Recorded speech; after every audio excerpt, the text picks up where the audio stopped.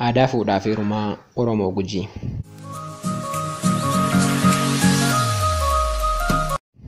Uummanni tokko karaalee ittiin duudhaa hawaasaa dhalootaa dhalootatti dabarsuu fi firooma uumuu keessaa inni tokko gaa'elaa. Oromoon akkuma bal'ina lafa isaatii aadaan fuudhaa fi heerumaa isaallee hedduudha. Aadaa fuudhaa fi heerumaa hedduu uummanni Oromoo qabu keessaa kanarraaf qabannee dhufne kan Oromoo Gujii irratti xiyyeeffata. Nagaa isin gaafachuu hin daganne akkam jirtuu kabajamtootaa fi hordoftoota chaanaalii Daree Show. Nagaan kiyya kabajaa bakka jirtan maratti isin haa qaqqabu. Egaa qophii koo guyyaa har'aa keessatti immoo aadaa fuudhaa fi heerumaa Oromoo Gujii isin barsiisuu hawweera. Qophicha hanga xumuraatti hordofaan affeerraa kooti. Chaanaalii Daree Show'f haaraa kan taatan ammuma kana sabiskiraayib gochuun na jajjabeessaan isiniin jedha.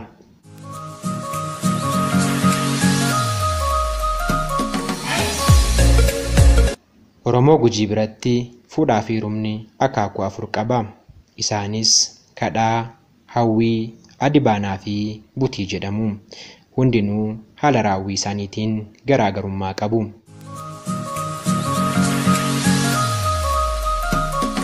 Inni tokkoffaan kadhaadha.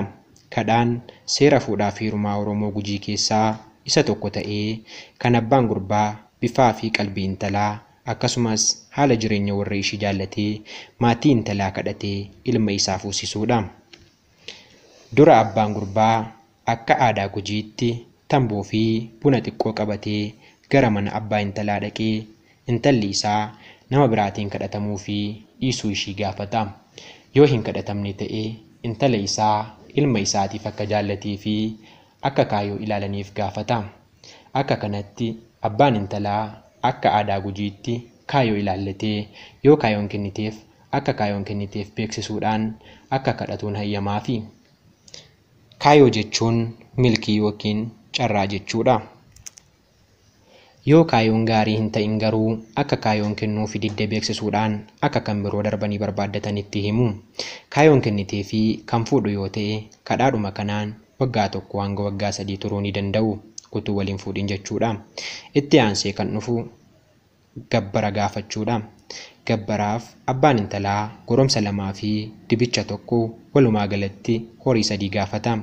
Horiin erga kennamee booda abbaan intalaa jila qopheessatee firaa fi ollaa isaa waammatee intala isaa jaallatee kennuu isaa beeksisa.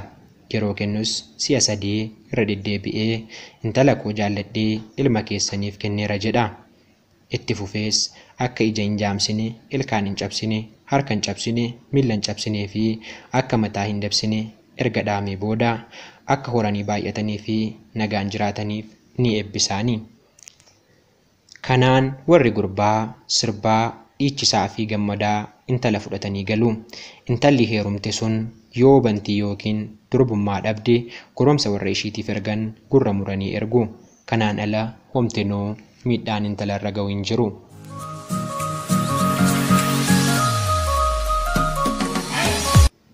Aadaa fuudhaa fi heerumaa Oromoo Gujii keessaa inni lammaffaan hawwiidha. Kana keessatti ammoo warri yookiin maatiin qooda hin fudhatanii. Sirna fuudhaa kana keessatti gurbaatu intala ofii jaallatetti nama ergatee haasa'ata. Isheenis gama isheetiin eenyumaa gurbaa fi kan warra isaa qoratti. Qorattee duubni maatii isaa kan warra ishiin saalfachiisne yoo ta'ee fi yoo garaan ishii itti naheera ta'e tole jettee gara isaa dhaqxi. Yoo jibbite garuu ni diddi jechuudha. Erga intalli baatee guyyaa 2 bultee booda abbaan gurbaa gara warra intalaatti jaarsa ergata. Jaarsis gara mana warra intalaa dhaqee akkas jedhaani. Namni keessan bade ana bira jira. Manaa hin ba'inaa, malkaas hin bu'inaa, hin barbaadinaa. Manatti na eegaa anatu dhufaa jedhee dhaammata. Abbaan intalaa yoo kana dhaga'u guyyaa isaanitti deebi'an beellamee manatti isaan eega. Guyyaa beellamaas abbaan gurbaa jaarsa dabalatee dhaqee ol seenee taa'a. Kana booda abbaan gurbaa abbaa intalaatiin yaa abbaa baluu jedhee waama. Abbaan intalaas yoo jedhanii owwaatu. Abbaan gurbaas yeroo 4 irra deddeebi'ee jabbiin kee jabbii kiyya faana galteetti ittiin jedha. Erga kana jedheen booda jaarsolii fudhatee dhaqeen narraa araarsaa jedhee itti himata. Jaarsoliinis abbaan gurbaa goromsa bantii yookiin jabbii tokkoo fi jibicha lama akka kennu murteessu. Kana booda jaarsoliin araarsanii jarri soddaa waliif ta'uun firummaa jabeeffatu.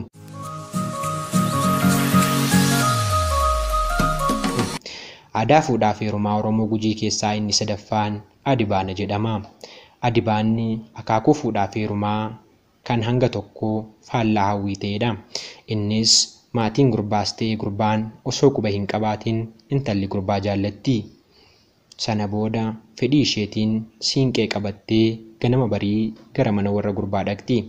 Yeroo achi geessu ala dhaabbattee warra manaa waamtee nagaa erga gaafatteen booda ol seenti. Kana booda adda jabaadhaa, Adibaana fakkaadhaa, taqee na baluu eessa jettee bakka ciisicha gurbaa gaafatti. Taqee jechuun gola yookiin kutaa gurbaan keessa ciisu jechuudha. Erga itti agarsiisanii booda ol dabartee teessi. Gurbaan garaan isaa yoo intala Adibaana dhufte kanatti hin naane ta'e diduu danda'a. Garuu yeroo hedduu inuma walii galu.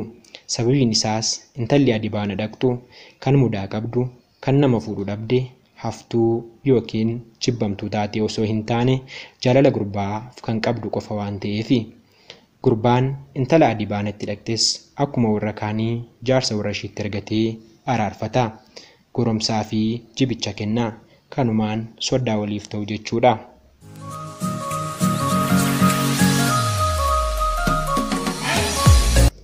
Inni arfaffaan butii jedhama. Butiin yeroo intalli qoraan, bishaan yookiin loonii galtu fedhii ishii malee humnaan fudhatanii galuudha. Qomoon yookiin firri intalaa isheedhaa butamaa jiru bira geenyaan waraana guddaatu ka'a. Wal waraanu, wal darbatu, mataa faallee wal buruqsu. Erga butee fudhatee galee booddee innis akka hawwiidhaa warra intalaatti jaarsa ergata. Araarri butii kun garuu kaan irra ni jabaata. Abbaan intala butamtee warra buteerraa jabbii 7 fudhata. Kanaan walitti araaramanii soddoomu. Gosni fuudhaa fi heerumaa kun rakkina wal xaxaatee warra wal fuudhan irraan geessisa. Sababiin isaas bu'uurri isaa jaalala waan hin taaneefidha.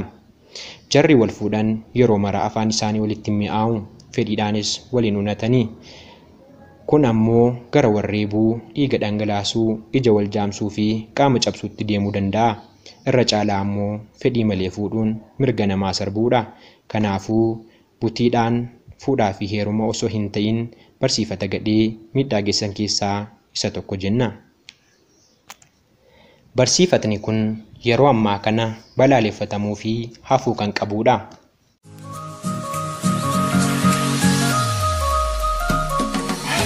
Walumaa galatti aadaan fuudhaa fi heerumaa Oromoo Gujii arfan tarreessine keessaa kadhaan fedhii maatiitiin, butiin fedhii gurbaatiin geggeeffama. Isaan kana keessatti fedhii intalaa tokkumallee hin eegamu. Hawwiidhaa fi Adibaana keessatti garuu gurbaaf intalli gahee guddaa qabu. Kanaafuu ijaarsi bultii fedhii gurbaaf intalaa irratti hundaa'a jechuudha. Jireenya jiraataniifis ta'e guddina naannoo isaaniitiif iddoo olaanaa qaba.